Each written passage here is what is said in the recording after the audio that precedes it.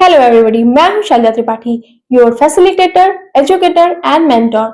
मैं आपके साइकोलॉजी से रिलेटेड डाउट्स क्लियर करने के लिए रेडी हूं और आपको मेरे साथ पढ़ने के लिए चैनल को सब्सक्राइब करना होगा।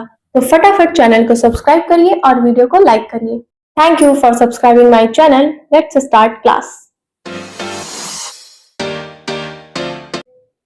आज का हमारा टॉपिक है साइकोलॉजिकल हार्डीनेस, जिसके और भी नाम है जैसे कि पर्सनालिटी हार्डीनेस या फिर इसको कॉग्निटिव हार्डीनेस भी कहा जाता है। पर्सनालिटी हार्डीनेस जानने से पहले ये जानना जरूरी है कि what is hardiness. Hardiness is how people interpret the world and make sense of their experience with in it. दुनिया की व्याख्या करके अपने एक्सपीरियंसेस को खुद समझना ही हार्डीनेस कहलाता है। पर्सनालिटी हार्डीनेस एक पर्सनालिटी स्टाइल है जिसको सबसे पहले 1979 में सुजैन सी कोबासा ने इंट्रोड्यूस किया था। कोबासा ने पर्सनालिटी कैरेक्टरिस्टिक्स के एक ऐसे पैटर्न को स्टडी किया जो उन मैनेजर्स एंड एग्जीक्यूटिव्स को अलग करता था जो तनाव की परिस्थिति में भी हेल्दी रहते थे। It was usually defined as a personality structure that functions as a resistance resource in encounters with stressful conditions. इसकी मदद से एक इंसान काफी स्ट्रॉन्ग पर्सनालिटी डेवलप कर सकता है। तो चलिए जानते हैं कि कोबासा की स्टडी से हार्डी माइंडसेट के बारे में और क्या सामने आया। There are three elements appear to be essential for an stress hardy mindset. The three C's of hardy mindset is commitment, control and challenge.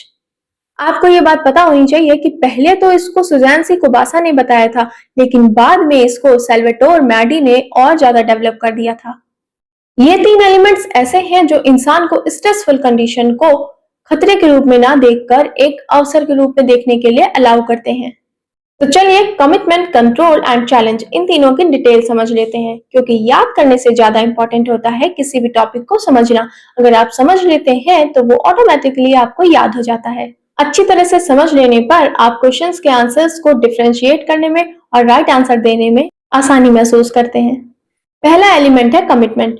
एक बार जो मैंने कमिटमेंट कर दी फिर तो मैं अपने आप की भी नहीं सुनता। यहाँ पे यही वाली कंडीशन दिखाई देती है।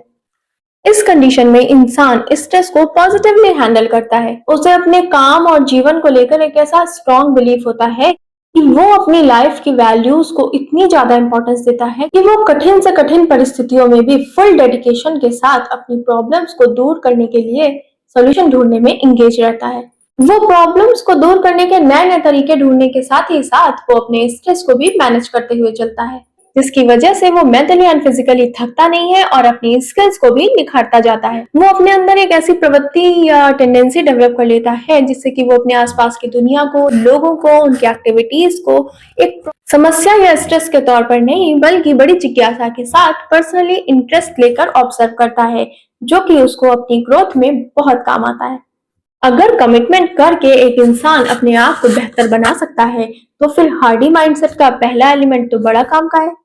तो ऐसा करिए कि आप अपना सिलेबस एग्जाम के एक महीने पहले कंप्लीट करने का कमिटमेंट ले लीजिए, जिसकी वजह से आपको रिवीजन का टाइम भी मिल जाएगा, क्योंकि ज्यादा फ्लेक्सिबल होना भी नुकसानदायक है।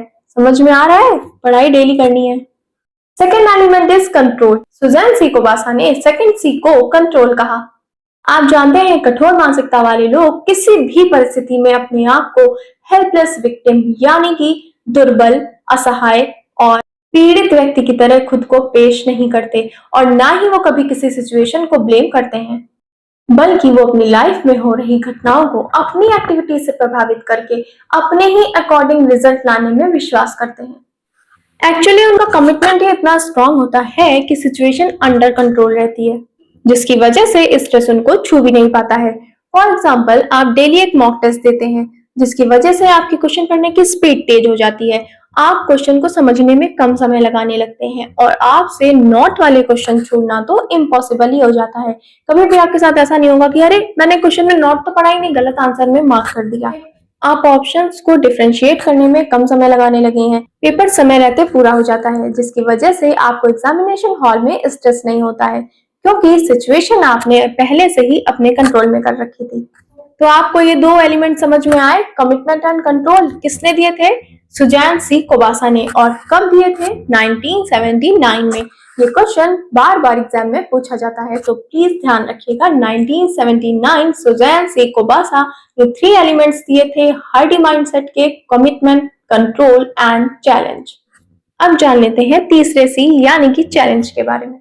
हार्डी माइंडसेट के लोग स्ट्रेस को एक चैलेंज की तरह देखते हैं और उसको प्रॉपर तरीके से एनालाइज करके समझते हैं, फिर अपने आप को पूरी तरीके से स्ट्रेस से बाहर लाने के तरीके ढूंढते हैं। वो हमेशा अपनी लाइफ में चल रहे इवेंट्स को चैलेंज की तरह स्वीकार करते हैं, फिर उसको अपने एक्सपीरियंस के बिहाफ पे चेंज करते हैं जिससे कि उन्हें स्ट्रेस ना हो। वो अपनी ग्रोथ पे काम करके अपनी स्किल्स को शार्प करते हैं और पर्सनालिटी डेवलपमेंट करते हैं। फाइनली सुजैन सिकोबासा ने ये जो 3 एलिमेंट्स दिए, कमिटमेंट, कंट्रोल एंड चैलेंज, ये 3 एलिमेंट्स आपको यही सिखाते हैं कि आप अपने ऊपर किसी भी परिस्थिति को हावी मत होने दीजिए, उससे बाहर निकलने की पूरी कोशिश करिए और अपने आप को स्ट्रेस से दूर रखिए। हार्डी पर्सनालिटी वाले लोगों की क्वालिटी ही मेन यही है कि वो चाहे जैसे मैनेज करें, कुछ भी करके उन्हें अपने आप को तनाव जैसी चीजों से दूर ही रखना है, जिसकी वजह से वो बीमार भी बहुत कम ही होते हैं। उनको सीजनल इन्फेक्शंस जैसे कि सर्दी जुकाम भी बहुत कम होता है, तो फिर डायबिटीज और बीपी जैसी बीमारियां होने के तो कोई चांस ही नहीं है। हार्डी माइंडसेट के बारे में पढ़ने के बाद अब आपको ये वाली कहावत याद आ रही होगी कि सीधा पेड़ सबसे पहले काटा जाता है। हालांकि फ्लेक्सिबल होना अच्छी बात है, लेकिन अगर आप जरूरत से ज्यादा फ्लेक्सिबल होते हैं तो वो आपके लिए ही नुकसानदायक हो जाएगा। आप अपने एम को कभी नहीं पा पाएंगे। अपने एम को पाने के लिए, अच्छी जॉब पाने के लिए आपने जो अपनी समय सीमा निर्धारित कर रखी है, उस टाइम लिमिट के अंदर अपने गोल को पाने के लिए आपको हार्डी माइंडसेट अपनाना बहुत जरूरी है। एक दिन में आपको कितना पढ़ना है, कितना रिवीजन करना है, कितने मॉक टेस्ट देने हैं, ये सारा कुछ आप करने के बाद ही सोएं, जिससे कि ये सोच कर आपको स्ट्रेस नहीं होगा कि पहले कल का तो टारगेट पूरा कर ले, फिर आज का पढ़ लेंगे। तो क्लास आपको समझ में आ गया होगा कि हार्डी माइंडसेट अपनाना कितना इंपॉर्टेंट है। नाउ क्लास इज ओवर, और अगर कुछ रह गया हो या आपको कोई डाउट हो, कुछ पूछना हो, तो आप कमेंट सेक्शन में पूछ सकते हैं। जय हिंद, जय भारत।